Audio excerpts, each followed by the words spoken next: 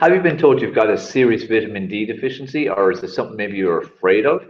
In this episode of Ask Dave Anything, I'm going to cover this topic based on what our MSS member Rachel posted yesterday in the group. This Ask Dave Anything is my daily YouTube show where I take one question, or comment, or query from one of our social media followers, and I answer and address it. So hopefully that will help you, it'll give you some information, it'll give you some value, and also you can ask some questions on it as well.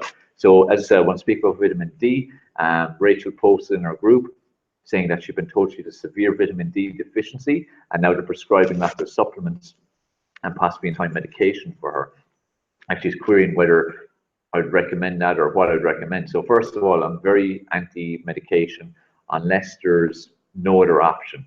Now, most of the time, it's the first thing that's given, especially if it's a doctor you go to, when it should be the last resort. Again, focus on preventing or curing or treating versus something that you just meant to stay on forever. So that's the first thing. So it's not something I ever recommend unless you really, really have to. Okay. With the whole vitamin D deficiency, you know, if you live in Ireland, UK, such countries where it rains a lot, it's cloudy a lot, it's colder, it's not as sunny, there is a bigger danger of having a vitamin D deficiency than, say, if you live somewhere like I do, like Lanzarote, or someone lives in the south of Spain or south of France or California or Thailand or Australia, places like that where there's a lot more sun.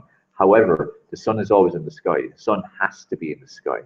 It's there every single day, and then it's the moon in the sky at night. So it's like when sometimes they'll say that, oh, you can't get vitamin D like in the winter or something in Ireland. It's total rubbish. Of course you can. It's just it's more limited. You can't get as much vitamin D. So even if it's a day that's really cloudy, the sun is still up there. The sun transmits its rays. So you're still going to get the benefit of the sun's rays. You're still going to get some vitamin D, no matter where you're living. It's just you get more of it, and it's easier to get it if you live in a nicer climate like where I do. Now, what has happened though is the modern lifestyle has totally changed things in that people don't get a fraction of the vitamin D that they need or that they used to get before. Because when you think about it, you get up, you then go into your car or some form of public transport, get to work, and then usually you're indoors all day. You may not even go out for lunch. If you do, you usually go out and you go in somewhere. Then at the end of work, you go back in your car or public transport, go home and stay in there all night, sorry. So, you know, you're not getting much exposure to the sun's rays. So when people are vitamin D deficient, it's because they're not getting enough exposure. So what you need to do is get out a bit more, go out at lunchtime. Even if you want to eat out, you know, get a sandwich and sit in the park or sit somewhere outside. Park away from places you need to go to and walk the final piece. Go for a walk in the evening after work. Good to clear the head and de-stress anyway.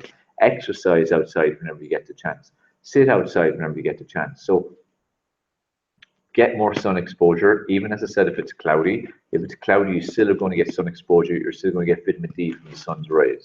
Okay, so I hope that's making sense to you. If you have any comments or questions about that, just pop them below the video. Also, really appreciate if you share this. It's important that people stop being so confused and start to learn the truth. And that's why I started Ask Dave Anything, where I answer questions from people so I can clear the confusion and hopefully give you information that will make sense and that you'll find easy to implement.